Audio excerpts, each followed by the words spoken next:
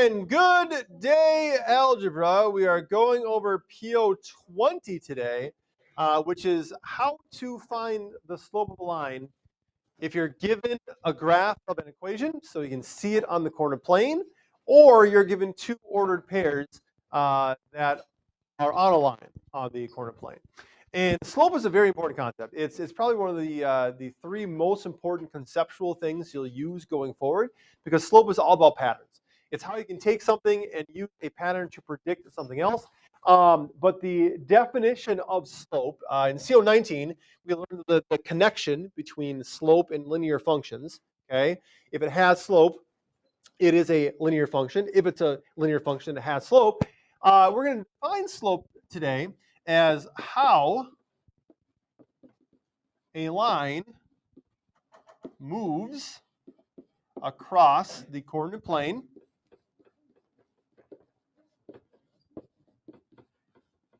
okay, how a line moves across the coordinate plane, and it is the ratio of the rise to the run, right? This rise over run, you've heard it before probably. Notice how it's written as a fraction.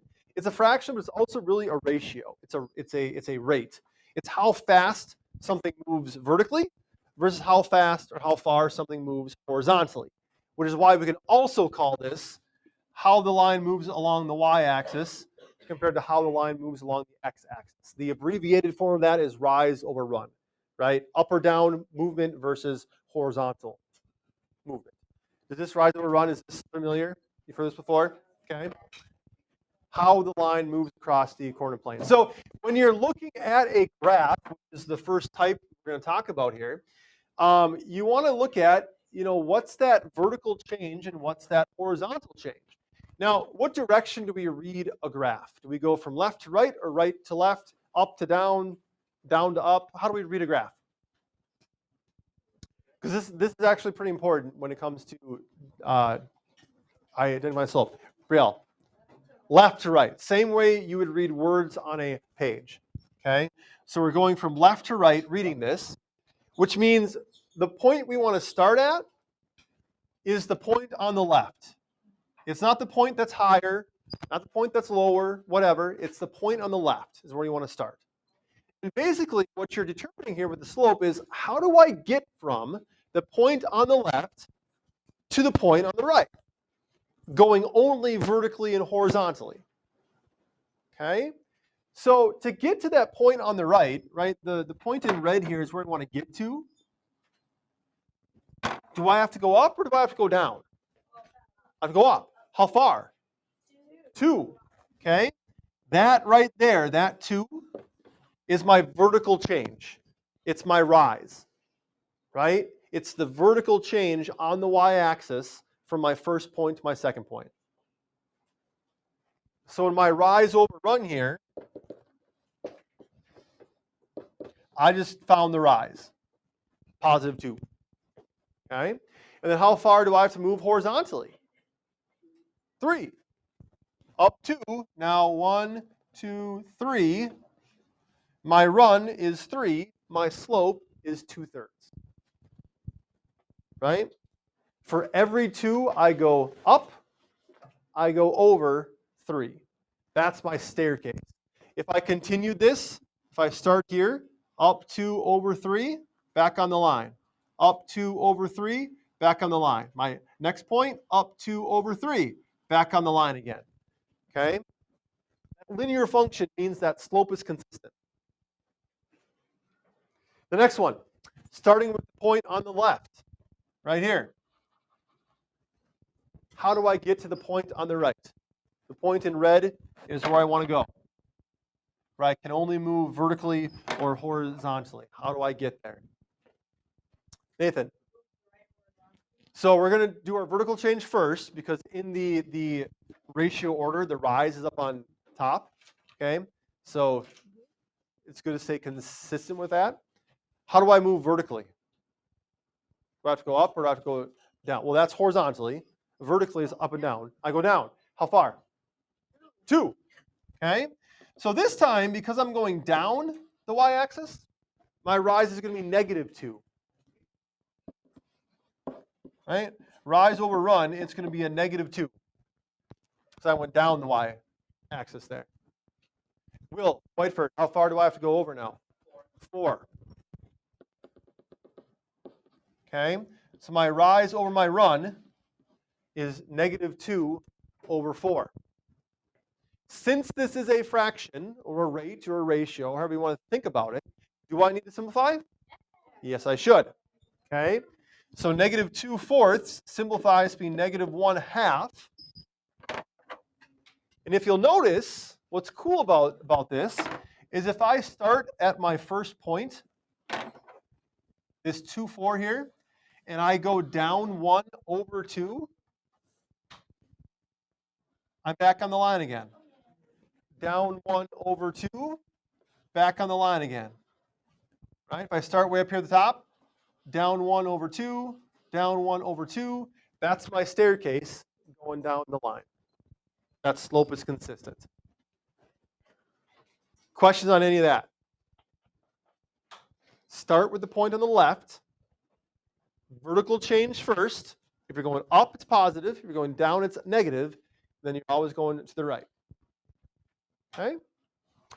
What if you have two ordered pairs, though?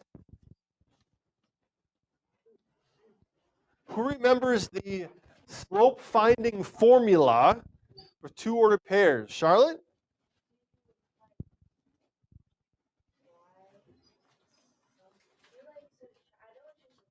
Yes. The reason why you subtract, let's start there. Why do you subtract? Because you're finding the vertical change, right? When you change something, that's the operation of subtraction. Okay? So we are subtracting, but how does it all fit together? Katie? Good. The formula you want to use is right here. This should look familiar. y2 minus y1 over x2 minus x1. This was PO51 last year, in case you forgot. Okay. Now, we just finished a unit on exponents, but notice the position of those 2's and the 1's. They are not exponents, right? Because they're lowered. An exponent is raised. When you've got something lowered like this, it means an order. Second, first, things like that. So it's the second y minus the first y over the second x minus the first x. By subtracting our y values, that's finding the change between them, right? That vertical change. By subtracting the x values, it finds the horizontal change. Okay? So when you're given two ordered pairs, especially if this is unfamiliar or it was challenging last year, label them. That first ordered pair is your first x and your first y.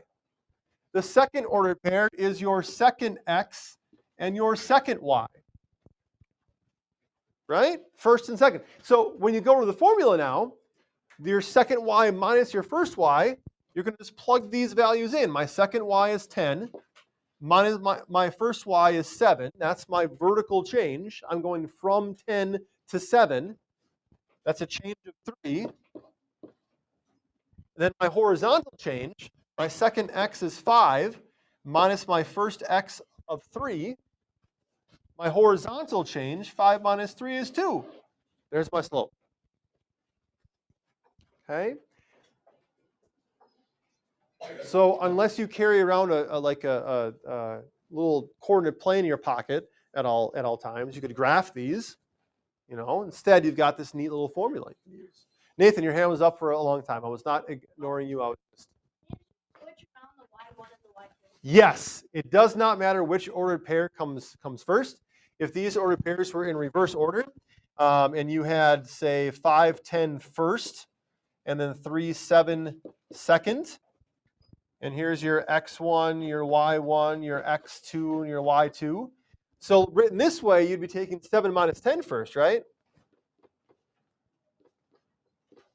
And then 3 minus 5. But because 7 minus 10 is a negative 3, and 3 minus 5 is a negative 2, they cancel out, and you're left with positive 3/2 anyway. Okay? So it doesn't really matter what order the ordered pairs are in, as long as you subtract your two y's and then subtract your two x's, it's going to work out. because math is awesome. Okay? Next one. Same kind of deal. First x, first y, second x, second y. Okay? Plug those values in. y2 minus y1, negative 8 minus 4. x2 minus x1. Here's where it can get a little bit tricky if you're working too fast and not paying attention. That negative sign from the formula needs to be in there. But so does what? The negative sign from the value, right? The subtraction sign, or that they're both, the subtraction sign from the formula and the negative sign need to be included. So what operation is actually happening in the denominator there, Kaylin? Addition. We get negative 12 over positive 16. Okay? This is the one where if you're uncomfortable with adding and subtracting negative numbers, it's going to come back to bite you. Oop, I lost my nubbin here. Put that back on. It's going to come back to get you because if you think that negative 8 minus 4 is a negative 4, well, you're going to get the wrong answer. Okay? But you do simplify. Negative 12 over 16 is a negative 3 over 4. And there's your slope. Do the last one on your own just to make sure you can do it. If you need to write in the x1, y1, x2, y2, go ahead.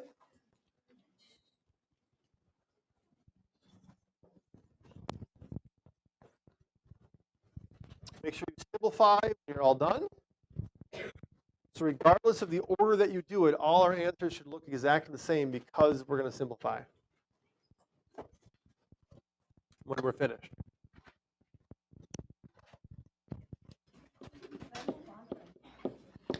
Just to stay consistent with the way that I've been doing up here, I want to label it x1, y1, x2, y2. Y2 minus y1, negative 5 minus negative 6. Make sure you got the minus negative 6 in there. And then our denominator is a 14 minus negative 11. A lot of negativity going on here, but it works out positive, so it's okay. Happy ending. Negative 5 plus 6 is a positive 1. 14 plus 11 is 25. Your slope should be 1 over 25. Okay? Julian? Sure. Someone describe for me this line that has a slope of 1 over 25. What's it going to look like? Just think about that. A vertical change of 1, a horizontal change of 25. Think about how it's going to look. Chase? Yeah, nearly flat, right? Essentially, for every 1 it goes up, it goes over 25, right? So if this were, this would be a very good ramp slope, okay? Because if you're making a ramp, you don't want it too steep. Otherwise, people won't be able to get up the ramp, right? So very good ramp slope. But it's, not very steep at all. Not very steep at all, okay? Your homework for tomorrow says find the slope of the line that passes through the ordered pairs. 2 of them are given to you as coordinate planes. And then you've got 6 of them, because quite frankly, you'll be doing it with ordered pairs more often than coordinate planes. 6 of them are the ordered pairs. I must see your work. I must see your work. If you did it mentally and you're already done, go back and show your work. What do I mean by the work? I need to see what you're subtracting. Okay? I need to see the lines drawn on your coordinate plane. The work that we did on the first page is the work I need to see on this page.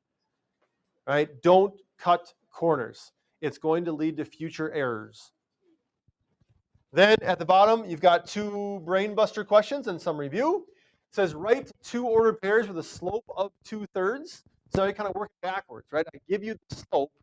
You need to give me 2 ordered pairs that would give that slope, right? So you need to write 2 ordered pairs with a vertical change of 2 and a horizontal change of 3. And the next one, 2 ordered pairs with a slope of negative 8/5. And for review, a relation contains the ordered pairs 8, 7, 4, 5, negative 3, 7, and 4, 6. Which ordered pair should be removed to make the relation a function? And then for g of x equals 2x, find x when g of x is 18. And for f of x equals 8x squared minus 7, find f of negative 3. Questions, comments, concerns, complaints, compliments, congratulations, or criticisms? Lovely. Homework for tomorrow, PO20. I think we're nearing the end of the unit. I was hoping to get through it before Thanksgiving break. I don't know if we will or not, but we'll see where we are. 24, yeah, we're not going to get done with it before Thanksgiving break. So, but anyway, PO20, homework for tomorrow. That's how you math.